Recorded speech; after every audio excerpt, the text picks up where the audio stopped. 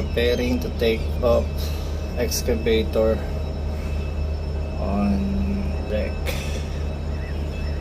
And ito mga kaganapan ngayon sa dry dock. Barge with a big crane that can carry excavator.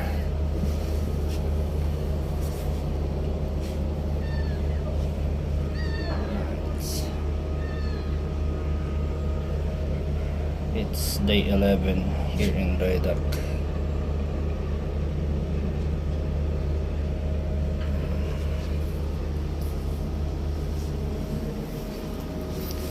Si Kabayan nandun din. Nawawala si Kabayan.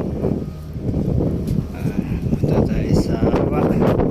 Kailangan ng tulong doon.